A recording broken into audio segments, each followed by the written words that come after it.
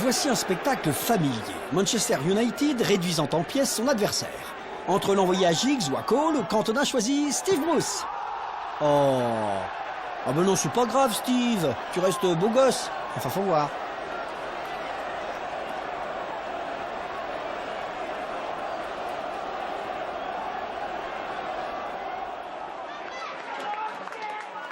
Voilà une trajectoire qui fait honneur au coup de pied du goal. Un rebond, une touche du défenseur, et il frappe la barre.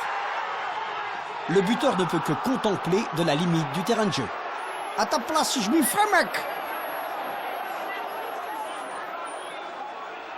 Il arrive que les buteurs vivent un dilemme. Ce gars-là hésitait entre l'envoyer dans les filets par un tir de volée spectaculaire et prendre sa retraite pour ouvrir une boutique de primeurs. Ah bah oui, c'est dur de choisir.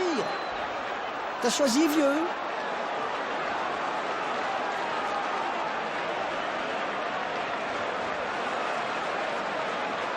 Ipswich-Oxford. Après une confusion dans la défense, le ballon échoue au buteur d'Ipswich, Marlon Harewood. Il n'en croit pas ses chances. Les supporters d'Ipswich n'en croient pas leurs yeux, eux. Si vous voulez voir une belle bourde, regardez le numéro 11 qui sprinte vers la cage. Il rêvait de ce moment depuis des semaines. Il lui faudra peut-être désormais des sédatifs. Max Huberts en fera des cauchemars toute sa vie. Oh là là là là, il s'en est fallu de peu, hein, a-t-il dit, avec une voix un peu bizarre. The Arsenal fans who travel up from London cheering their every pass. Pires played in by Bergkamp. He's got Ljungberg up with him. Here's Ljungberg! I tell you what, that takes some believing. But that has to go down as one of the most extraordinary misses I've ever seen. Si l'on veut réussir comme buteur de Liverpool dans l'ombre de Rush et Dalglish, il faut monter la barre haut. C'est Ronnie Rosenthal qui aurait bien aimé que le responsable du terrain l'ait fait. Certains diront qu'être un bon marqueur de but, c'est savoir être au bon endroit, au bon moment. Sandor van der Heide l'a bien compris, mais a réussi à louper la cage ouverte. Il a décidé de passer le reste de sa vie recroquevillé dans cette position. Pauvre vieux. Façon yoga, quoi. Il passe le défenseur, évite le gardien. Wezo Taiwo ne peut pas croire qu'il l'a loupé celle-là. En championnat du monde, l'efficacité allemande habituelle est à plein régime. Un geste d'attaque précis aboutirait avec panache au fond de la cage. Pour Christoph Dabrowski, c'est 9. Bon, d'un autre côté, si ça avait été du rugby, ça aurait valu 3 points, hein.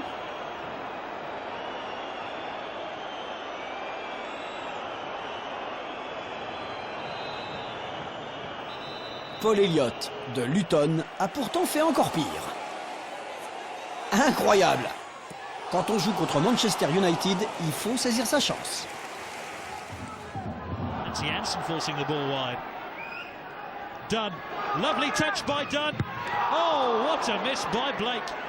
He was virtually underneath the crossbar when he put his head on that cross.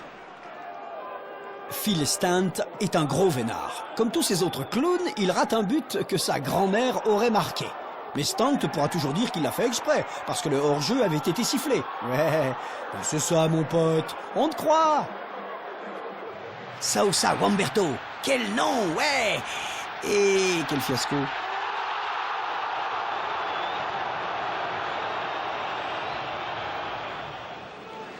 John Dahl Tomasson n'a pas brillé en Angleterre quand il jouait pour Newcastle. Il a eu aussi de mauvais moments avec Feyenoord. Comment a-t-il pu échouer? Je ne comprends pas, ça c'est pas possible. Même moi personnellement j'aurais réussi à le placer dans ces conditions. Ah, on aime bien le foot en Belgique aussi. Le club de Bruges est souvent l'équipe à battre. Mais histoire que ce soit clair, Sven Vermand est à l'attaque ici, et non pas à la défense.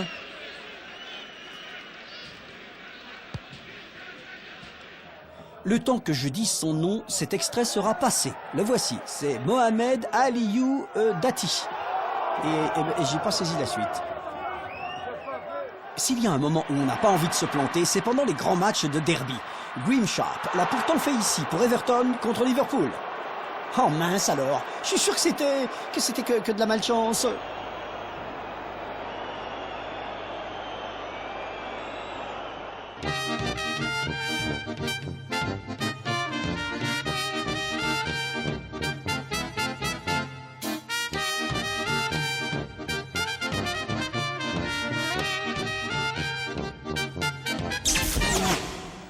D'autres gaffes de gardien de but en Écosse à nouveau, où un homme faisait de son mieux pour faire connaître son pays. Robert Douglas de Dundee place celle-ci parfaitement au-dessus de la tête des buteurs adverses. Et elle revient dans ses propres filets.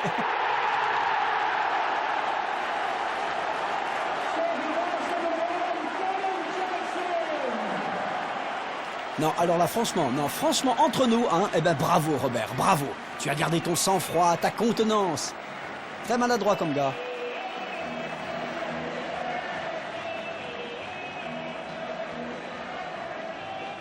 Port Vale contre West Bromwich. Le caméraman n'était peut-être pas en rythme, mais pas autant que Kevin Pilkington de Vale, qui semblait personnellement tenir à offrir à Lee Hughes cette occasion de marquer. Viens voir papa, viens voir papa. Viens là, allez viens là. Voilà, ça c'est bien.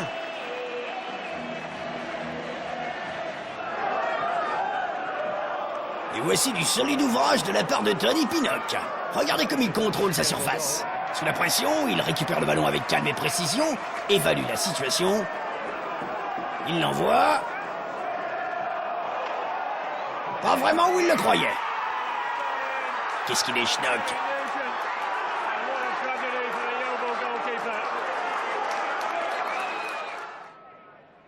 Celtic Park est une forteresse, en tout cas généralement. Et Dundee n'en croit pas leurs yeux quand Jonathan Gould récupère confortablement le ballon du poste arrière pour finalement le renvoyer dans la ligne de but.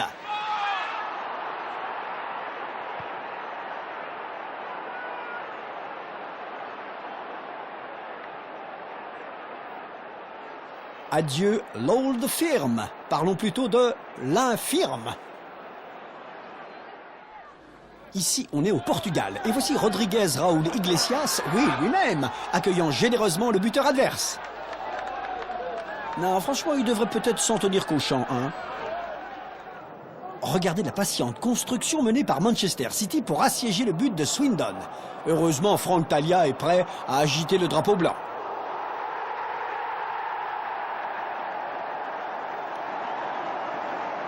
Peut-être attendait-il qu'on agite le drapeau du hors-jeu, en fait, non?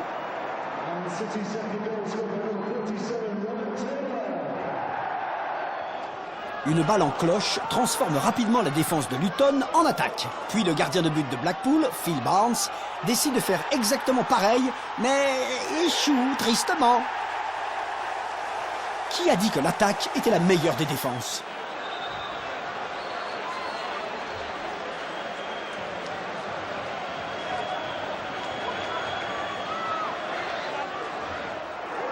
Oh là oui, superbe travail de jambes chez Paddy Kenny de Bury.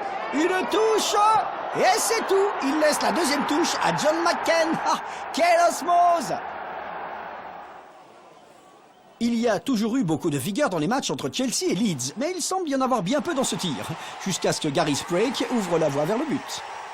C'est cru et l'échange de mots a dû l'être aussi après ça.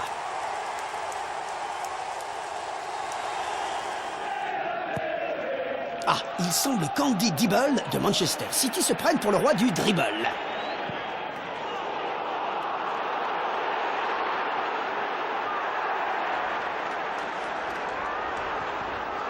Oulala, le voilà qui se fait dépouiller par Keith Gillespie de Newcastle. Longue vie au roi.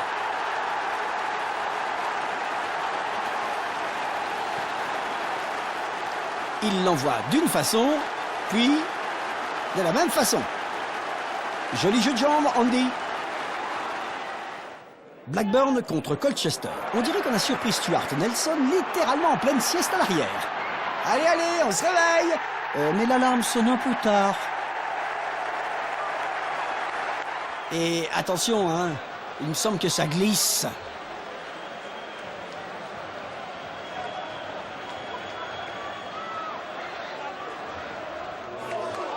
Pour contrer l'attaque de Mansfield, Bertrand Bossu, le libéraux de Darlington, passe à l'action.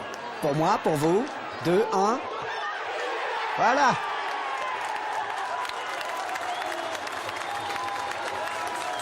Voici une vraie perle, un but de Nigel Winterburn. Pas un de ceux que Martin Hodge voudrait avoir dans sa collection toutefois.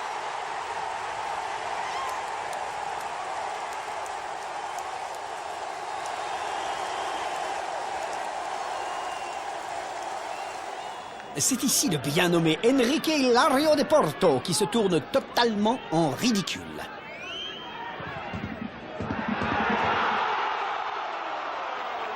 Ah ouais, non mais faudrait déplacer les poteaux là.